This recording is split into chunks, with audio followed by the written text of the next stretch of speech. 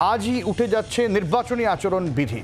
আর সেই জায়গা থেকে রাজ্যের ডিজির পদে কি ফিরতে চলেছেন রাজীব কুমার, ফিরতে চলেছেন অপসারিত ডিএম ও এসপিরাও? এই বিষয়টা একটু জানার চেষ্টা করব। সুতপা রয়েছেন আমাদের সঙ্গে। সুতপা, নবান্ন সূত্রে কি খবর পাওয়া যাচ্ছে এই নিয়ে?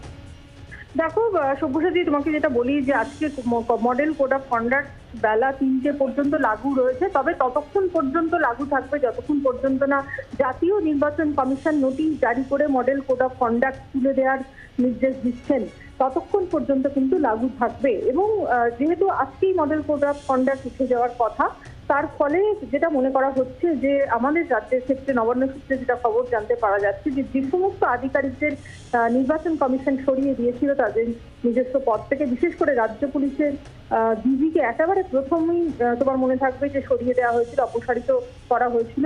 রাজ্য পুলিশের ডিজি রাজীব কুমার তিনি আবার স্বপদে ফিরে আসবেন, এমনটাই কিন্তু সূত্র মারফত জানা যাচ্ছে। এছাড়াও অন্যান্য যে সমস্ত আধিকারিকদের, তার মধ্যে বেশ কয়েকজন ডিএম ছিলেন, পুলিশের বেশ কয়েকজন অধিকর্তা ছিলেন, তাদের সকলকেই সেই গুরুত্বপূর্ণ পদে ফিরিয়ে আনা হবে, এমনটাই কিন্তু নবান্ন সূত্রে জানা যাচ্ছে। তবে আবারও তোমাকে যেটা বলবো, যতক্ষণ পর্যন্ত না জাতীয় নির্বাচন কমিশনার তিনি নির্দেশ জারি করে মডেল কোড অফ কন্ডাক্ট তুলে দিচ্ছেন, ততক্ষণ পর্যন্ত কিন্তু মডেল কোড অফ কন্ডাক্ট জারি থাকবে।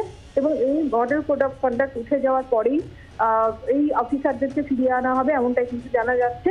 এবং এই প্রসঙ্গে তোমাকে আরেকটু বিষয়ে বলবো যে মুখ্যমন্ত্রী মমতা বন্দ্যোপাধ্যায় নির্বাচনের পর এবং ফলাফল বেরিয়ে যাওয়ার পর আজই প্রথম নবান্নে এসেছেন।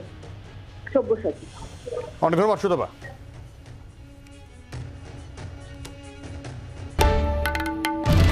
বাংলার আওয়াজ, বাঙালির আবেগ, জি 24 ঘন্টা।